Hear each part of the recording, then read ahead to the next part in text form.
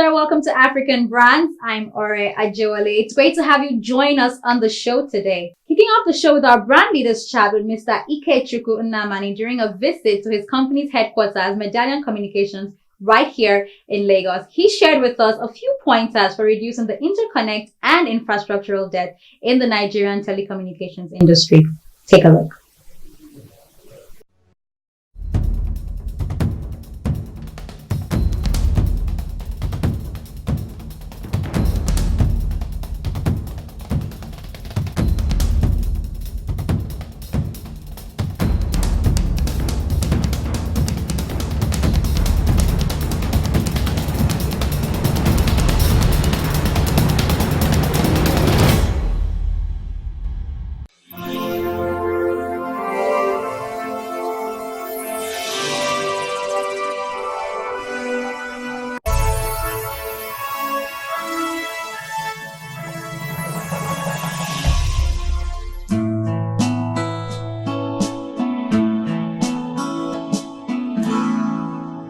We started about the time the telecom industry was experiencing the growth in terms of market players.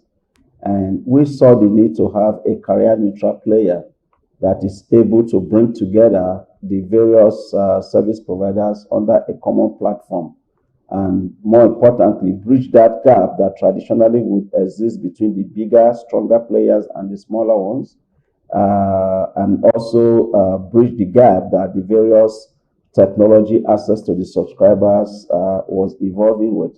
Then we've got the GSM, CDMA fixed line players, and we felt if we play in the interconnect space as a clearinghouse, then irrespective of the access technology to the subscribers at the core of the network, we should be able to ensure seamless connectivity across them, which we were able to do very well. And then on the data center co-location space, when we started, nobody knew about that. People didn't even understand what we were talking about, but we could see that down the line, this will become a critical part of the Nigerian telecom ecosystem, which it is today. Today, we've got a lot of people, big players coming into the data center space. This is something we've been doing for more than 10 years before most of them even saw that this is something important. So we've been a pioneer in that space.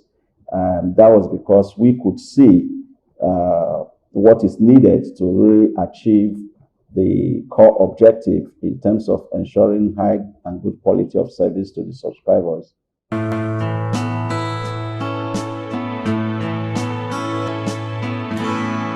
Yeah, we have been in the forefront of promoting getting infrastructure to the edge as much as possible. We believe that there is currently a disproportionate allocation of telecom infrastructure across the country.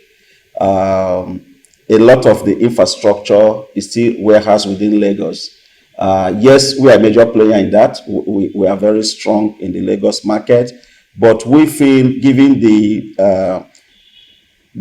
structure of the country, that there should be at least infrastructure spread across, starting with the geopolitical zone, and then within each zone spread across the various cities. So one of the core things we've been trying to push over the last few years is how do you get the same type of infrastructure you have within Lagos spread across the country, and we are doing a lot about that, creating new data centers, creating new connectivity points, trying to get a lot of the content and platforms that people within Lagos can easily enjoy, better internet access, better connectivity. We're trying to push this to the hinterlands and to ensure that it's spread across other cities within the country. We feel that is the way to go, because what we have today is not sustainable. We don't have strong national backbones that will ensure that every traffic comes to Lagos to be exchanged. So you should be able to exchange the traffic at the regional level and ultimately on the state-by-state basis, because when you do that, the content is closer to the users, then you can localize the service, and then the quality of service will be higher, as well as the price point to the subscribers, because today everybody is paying for the unnecessary flow of traffic. What you see today, if you go to a city like Jos and you are having a subscriber, let's say MTN subscriber is calling a Glo subscriber in Jos, that traffic must come to Lagos, Abuja, or Port Harcourt to be exchanged because there's no connectivity in Jos. And the same is applicable in pretty much more than 80% of the country. You experience the same issue. And this is why the quality of service is still very poor, because you see a lot of traffic just being moved around that shouldn't even be there on the national backbone, that on its own is not even strong enough to carry national traffic. So we're going to do something about that, and more importantly, make sure that content owners and content providers are able to implement services at the local level.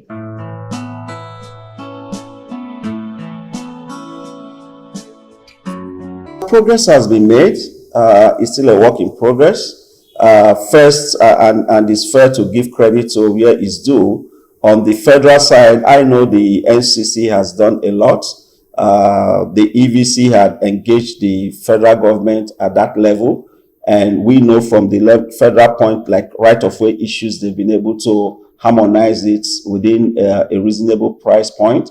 Unfortunately, that has not been translated to the state level, which is now the next phase that they want to look at to see if what has been achieved at the federal level can also be achieved at the state level. So NCC had played that role, which we are very grateful for. On the association level, we've also been able to engage more effectively. I know a situation where, like in Lagos, for instance, where the state agencies in the past have taken more Draculian approach in their relationship with operators. ATCON has been able to bridge that gap. I know that for sure because we've had a lot of experience, including even our company, when we had a problem with one of our masts and, they had some issues. ATCON was able to intervene and we were able to reach some form of agreement on a structured ways to handle the challenge that came up at that time. So it's there, but it's still a work in progress.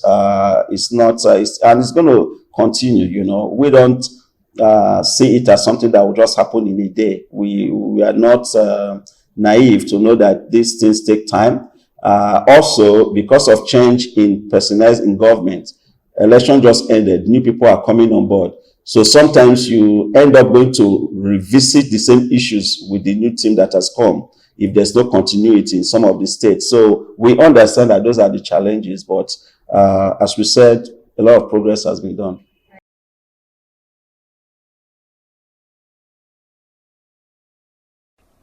My name is Obadetola Emmanuel King. I'm the Group Managing Director and Chief Executive Officer of Adron Homes and Properties Limited, a Pan-African real estate development company with corporate head office in Lagos, Nigeria, and branch offices in the United States of America, United Kingdom, and United Arab Emirates. I've traveled around the world. I've seen how housing developments are being done in a number of developed cities around the world, such as Dubai, New York, London, Hong Kong, and so on. I see an urgent need to replicate this at home. Nigerians deserve world-class housing estates. This I'm passion-driven to do with my team of seasoned professionals in the build-up environment.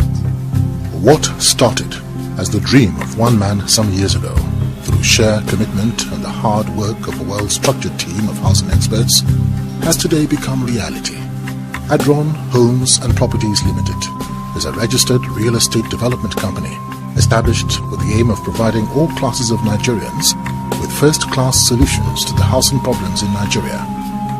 We achieve this by providing sizable land within serviced gated estates spread across various suburbs within Nigeria, each ideal for decent, accessible and comfortable housing and living, while achieving global housing standards. Adron Homes and Properties Limited, providing affordable homes. We begin with a brand leaders chat with the CEO of Tenece, Mr. Kingsley Eze. who's building a multi-competency enterprise transformation and technology consulting firm that combines enterprise and capabilities across many different industries and business functions. They're keen on delivering superior value to all their clients.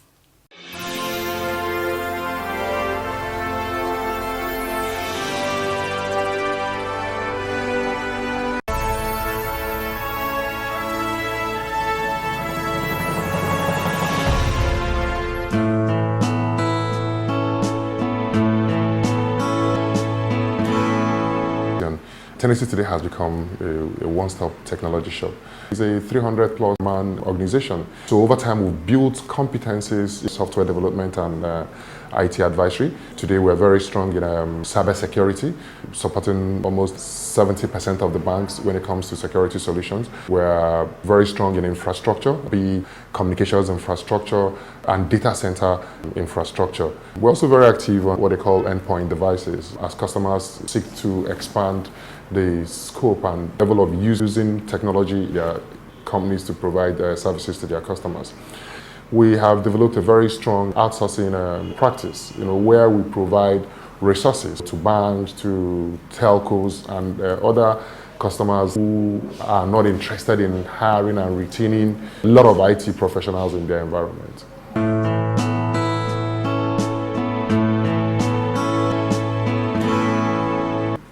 There is no single thing we're doing. Our success is the result of a number of things and able to do well. I make bold to say that we have the best people in the industry. Then over time, build the right culture of responsibility, of hard work, of empathy, of respect, both for amongst ourselves and most importantly to our customers.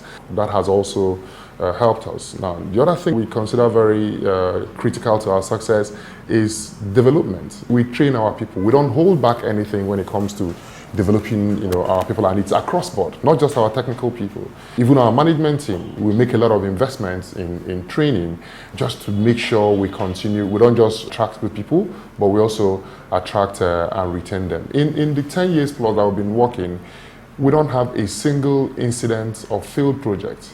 There is no failed project anywhere today that have our name to it, not at all. Have we had challenging projects? Yes, of course. It's almost like the more challenging they become, the more they pull out the best in us, and the more determined we are to make sure we close it our usual way, which is closing it and closing it very well. Whatever we've been able to achieve as an organization has been the collective effort of the entire Tenece team, where everybody is working and doing their best, to make sure we achieve our set goals.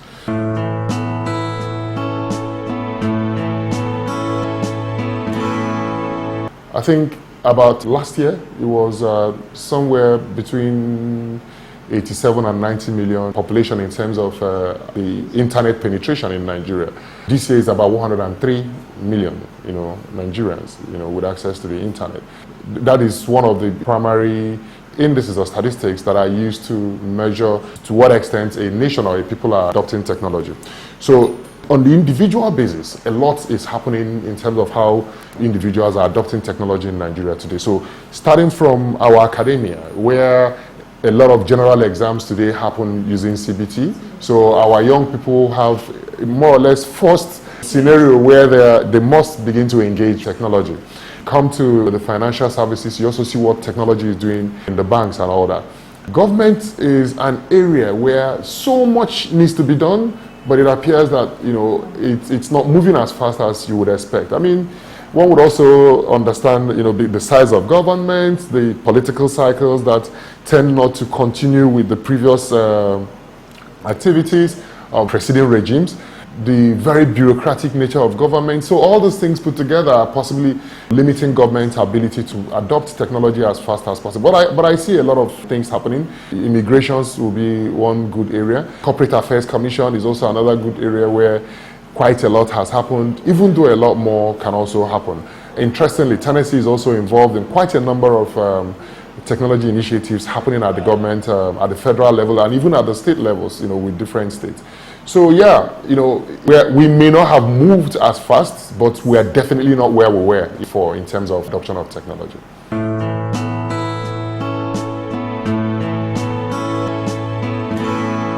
Of all the things we do in Tenece, one of the things that I consider very rewarding, not just to us in Tenece, but to the nation as a whole.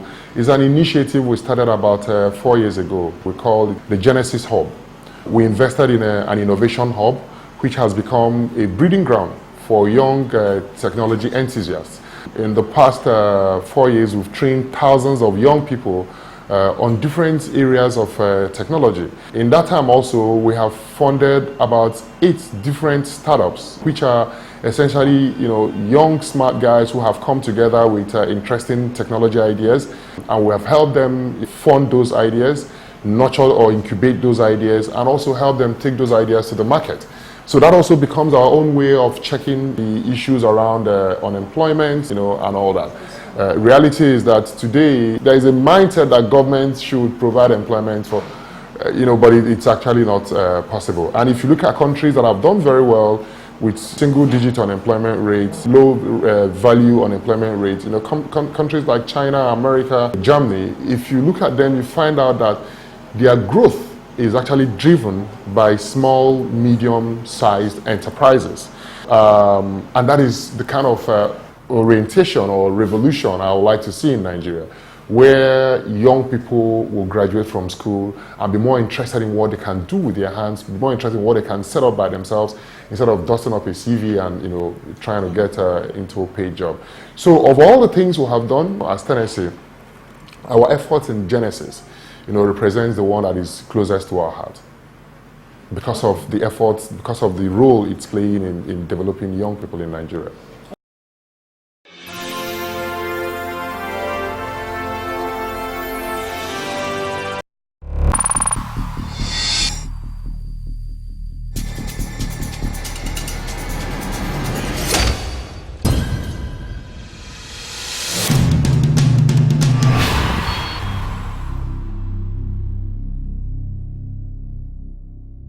Today on Spotlight, we're taking a look at a brand that's at the center of quality services and offerings to benefit the vast Nigerian public. With over 30 outlets across the country, AutoFit and Energy is harnessing foreign technologies in vehicle and wheel maintenance and safety as well, right here in Nigeria. We sat down with the CEO to listen to him share their story, His Royal Highness Dr. Olusegun Aderemi, and we got a chance to take a look at one of their outlets.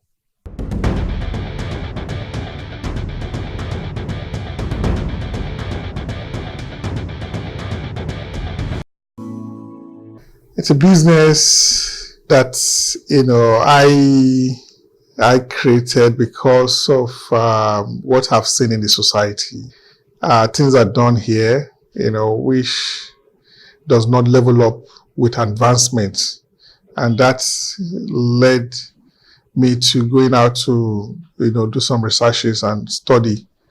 Then, came back to form this automotive with energy. For example, if you look at those local organizers, the way they were taught in those days, they have to use the rod to hit the rim to bring out the tire. At the end of the day, they end up, smashing their fingers and so many things. And at the end of the day also, when we started having these alloy rims and everything, you can see those things, they damage the rims, and most people don't like it, but the local organizer does not have any other means of doing it. That is the way it's been taught, So, and I look at it, so many things are being computerized. How come can't we have this in a computerized form so that at least we can do it in a better way, so that it can be modern? We can also pair with, the other side of the world and see how things are done. So that was what led to me going out, research about this, and thank God I was able to find one, so that concept was borrowed from outside and I brought it here, and thank God for where we are now as far as that business is concerned.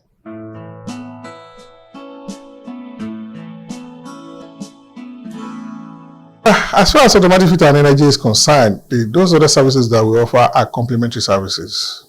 Because when we're talking about alignment, balancing, we're talking about tires. Sales of tire is complementary. Servicing vehicles, which is also complementary to fixing of wheels. We introduce what they call fast fit, quick, like with quick fit in other part of Europe. We introduce it here. And what we've just said is that it's not just enough, when you turn a lube into a lubricant storage or changing of lubricant alone. Let us have these wheels, bring in some specialty in wheels because it's still part of the vehicle. And in bringing in specialty in wheels, we have to do this servicing in a modern way. And we also have to talk about those things that are challenges to the industry here. If you're talking about good lubricant, a good lubricant should go with a good filter, oil filter. If you have a good lubricant and you don't have a good oil filter, then you're not even anywhere, because eventually that bad filter will mess up your lubricant, So we went out also to look for one of the best filter manufacturers, and we also got out to look for one of the best brake pad manufacturers. And we do what we call time management. All these that I've said, now you can even clean your car with, chemical wash, and within 1 hour, you're off the road. Yeah.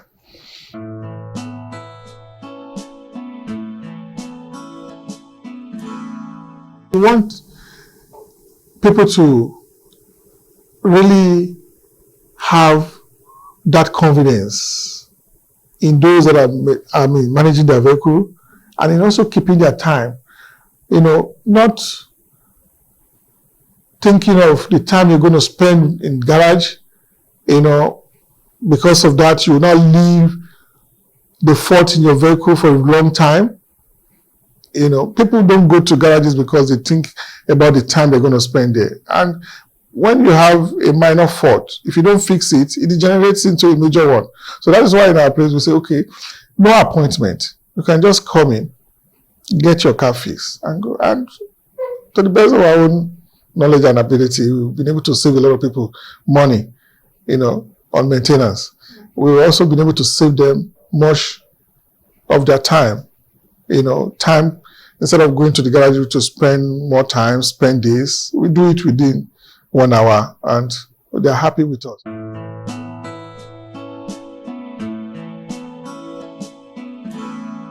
When we started in the FRSC, we had a survey together, we got a figure of the problems, the challenges of road accidents, reasons for that. We've been able to identify that it was the road accident has reduced compared to what we used to have.